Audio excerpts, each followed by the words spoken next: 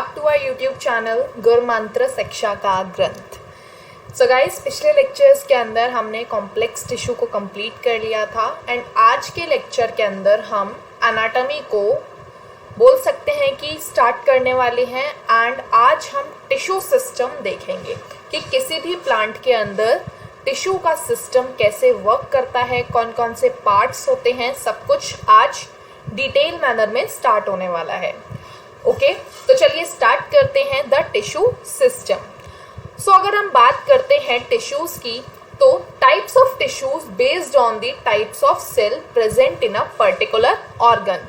हम कंक्लूड कर सकते हैं कि टिश्यूज जो होते हैं वो डिफरेंट टाइप्स के सेल्स से मिलके बने हुए होते हैं एंड जिस भी पार्ट के अंदर, जिस भी प्लांट के पार्ट के अंदर जो सेल्स मौजूद होंगे वही आपका टिश्यू डिसाइड करेंगे। Okay, so their structure and function would also be dependent on the location. On the basis of their structure and location, there are three types of tissue system. Tissues का structure, उनकी location हमें बताएगी कि किस type का tissue है and structure और location के बेसिस पे हमारे पास तीन टाइप के टिश्यू सिस्टम्स प्रेजेंट है।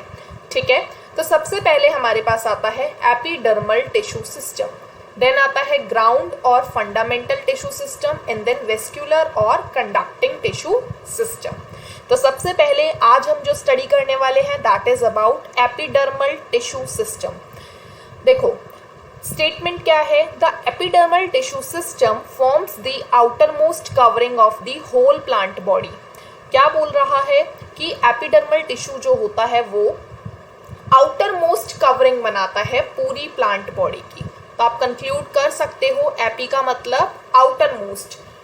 ठीक है, तो epidermal tissue system outer most covering बनाएगा एंड कंप्राइजेज एपिडर्मल सेल। अब एपिडर्मल टिश्यू है तो सेल्स को क्या बोलते हैं, एपिडर्मल सेल्स। इसके अलावा आउटर लेयर जो होती है किसी भी प्लांट पार्ट की, उसके ऊपर स्टोमेटा प्रेजेंट होंगे, एपिडर्मल अपेंडेजेस प्रेजेंट होंगे जैसे कि rhizome and hairs.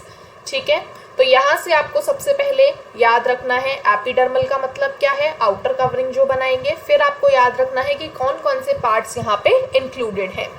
Okay, next अगर हम बात करते हैं तो एपिडर्मल टिश्यू जो होता है उसकी आउटर लेयर जो है, आउटर कवरिंग जो है, उसे आप बोलते हो एपिडर्मिस।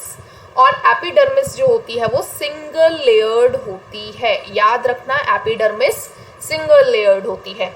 एपिडर्मिस के जो सेल्स होते हैं जिन्हें आप एपिडर्मल सेल्स बोलते हो वो पैरेनकाइमेटस होते हैं। मतलब कौन से टिश्यू के मिलके बने हुए होते हैं, पैरेनकाइमेटस, यानी कि पैरेनकाइमा सेल्स यहाँ प्रेजेंट है। Okay, and small amount of cytoplasm lining the cell wall, और साइटोप्लाज्म भी लाइनिंग करती है।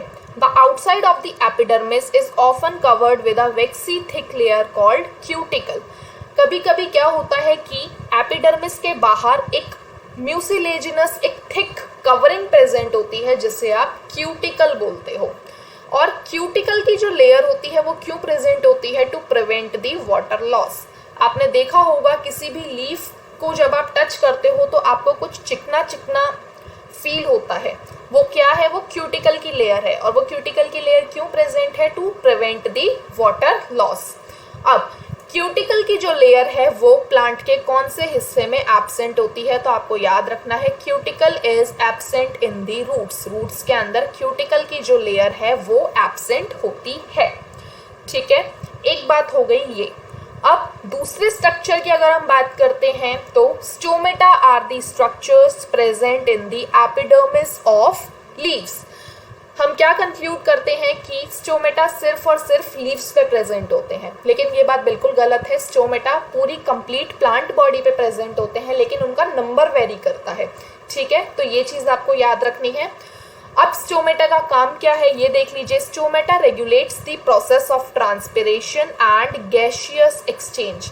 स्टोमेटा क्या करते हैं, स्टोमेटा ट्रांसपिरेशन की प्रोसेस और गैसियस एक्सचेंज में हेल्प करते हैं किसी भी प्लांट पार्ट के। Each stomata is composed of two bean shaped cells known as guard cell which enclose the stomatal pour.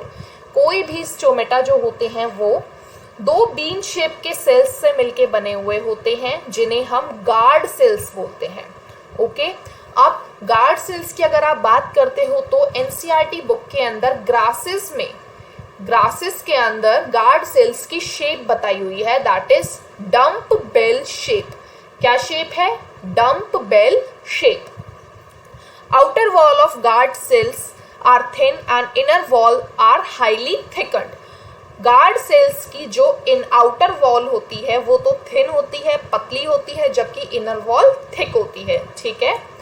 Guard cells possesses chloroplast and regulate the opening of and closing of stomata. Stomata का काम आपने देखा क्या था? Stomata का काम था transpiration rate को ट्रांसपिरेशन रेट मेंटेन करना as well as gaseous exchange को मेंटेन करना। अब स्टोमेटा को मेंटेन करने के लिए क्या है? स्टोमेटा को मेंटेन करने के लिए मतलब उसकी ओपनिंग को, उसकी क्लोजिंग को कंट्रोल करने के लिए आपके पास एक और स्ट्रक्चर होता है जिसे आप क्या बोलते हो? Guard cells. ओके, और यही गार्ड सेल्स होते हैं जो कि क्लोरोप्लास्ट रखते हैं अपने पास। ठीक है। Now sometimes a few epidermal cells in the vicinity of guard cells becomes the specialized in their shape and size known as subsidiary cells. कभी कभी क्या होता है, कुछ एपिडर्मल सेल्स जो होते हैं वो स्पेशलाइज्ड शेप ले लेते हैं जिन्हें आप बोलते हो subsidiary cells. The stomatal aperture, guard cells and surrounding subsidiary cells are known as stomatal apparatus. तो अब आपने क्या देखा कि स्टोमेटल apparatus आप किन किन चीज़ों को बोल सकते हो? स्टोमेटल apparatus के अंदर आप तीन चीज़ें इंक्लूड करोगे, क्या क्या? सबसे पहले गार्ड सेल्स और सब्सिडरी सेल्स। ठीक है, तो दो चीज़ें आप या कंक्लूड कर सकते हो स्टोमेटल अपर्चर के अंदर, guard cells and subsidiary sales.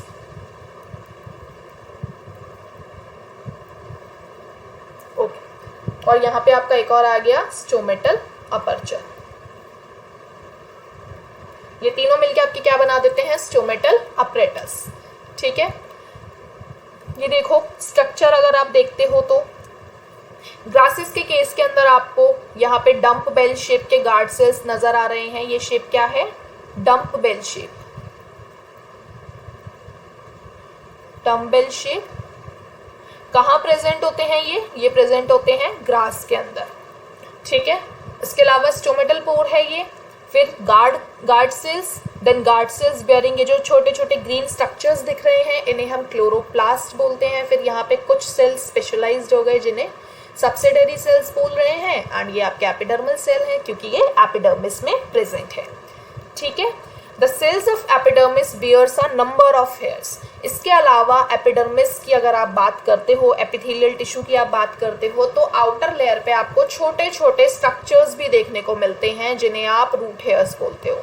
इस तरीके से आपके रूट हेयर्स होंगे। Root hairs are unicellular elongations of the epidermal sales.